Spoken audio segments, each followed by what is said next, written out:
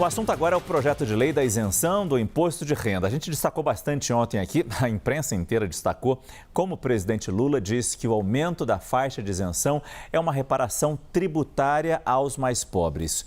Um estudo divulgado pelo Sindicato dos Auditores Fiscais detalha como o projeto torna mais justa a tributação por faixa de renda.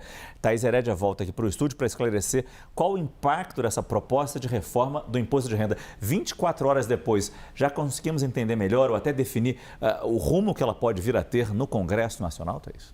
Márcio, o que é bom do projeto ressalta-se, mas o que é complicado, incerto e confuso também, né?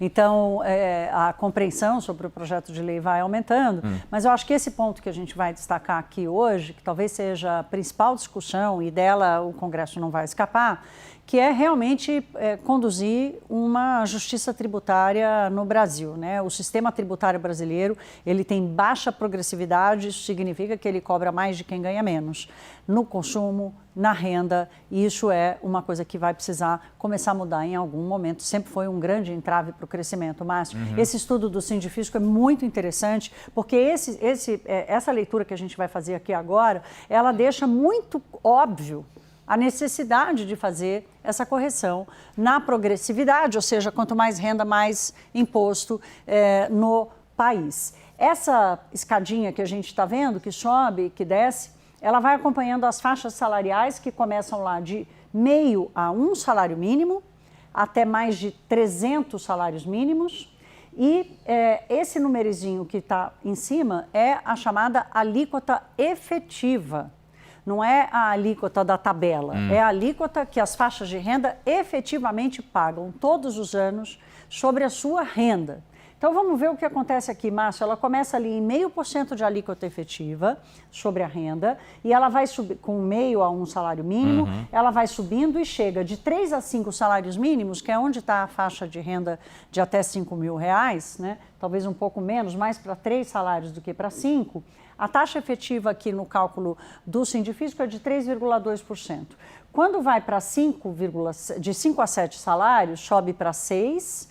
Aí a classe média, que é entre 5 salários mínimos e 30 salários mínimos, 20 salários mínimos, a taxa efetiva, 20 a 30 salários mínimos, a taxa efetiva chega a 11%. Ou seja, quem ganha 20 salários mínimos não ganha menos de 50 mil por mês, mas quem ganha 30 salários mínimos ou até mais, de 30 a 40 salários mínimos, vai ter uma renda acima de R$50.000 por mês, R$600.000 por ano, que significa que estaria dentro dessa nova faixa onde será cobrado um imposto de 10% se a alíquota efetiva já não for. Então, quem ganha até 40 salários mínimos está ali entre 10% e 11% de alíquota efetiva mínima. Olha o que acontece mais para frente, Márcio. A escadinha começa a cair. Começa a cair. E aí, quem chega lá a mais de 300 salários mínimos, paga a mesma quantidade, menos, na verdade, imposto do que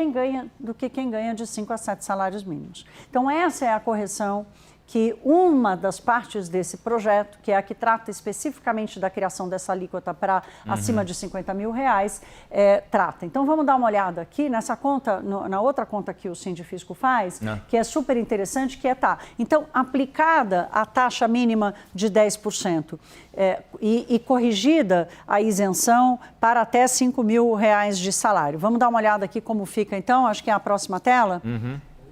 Pronto, temos a próxima tela. Olha lá, essa faixa amarela é como vai ficar a cobrança.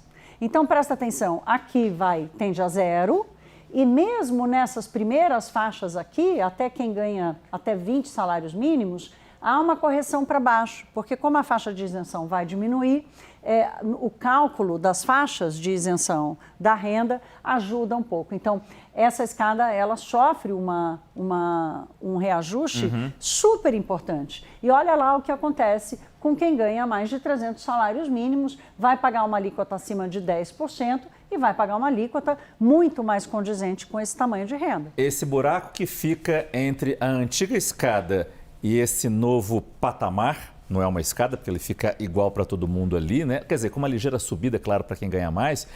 Vem de onde? Esse buraco aqui, que não é taxado, é o quê? São os dividendos, os rendimentos dos investimentos que essas pessoas com mais dinheiro tem acesso no mercado? Exatamente. É uma renda que se ganha e que chega... Cai todo mês. Exatamente. Que ou cai todo mês ou cai por ano, Sim. porque o cálculo é sobre o ano, não é sobre o mês, né? O cálculo é sobre o ano. E aí, completado o ano, quando a Receita Federal vai ver quanto aquela pessoa, diante da renda que ela acumulou, de várias fontes, inclusive de fontes isentas, há vários investimentos que são isentos, a própria poupança é isenta do imposto de renda. E aí faz o cálculo efetivo de quanto aquela renda acumulou de pagamento de imposto de renda e chega nesse número. Então, quer dizer, nós somos um país em que 90% da população, gente, ganha aqui, ó. 90% da população está nessa faixa aqui, nessa primeira faixa, de 1 a 10 salários mínimos, fazendo uma forcinha, tá? Para considerar 90%. Ou seja, não dá para 90% da população, em alguma medida, acabar pagando mais imposto do que o 1% ou menos, que paga muito menos. Vamos dar uma olhada aqui numa simulação que o Sindifisco faz também, só para a gente ter uma ideia de valores.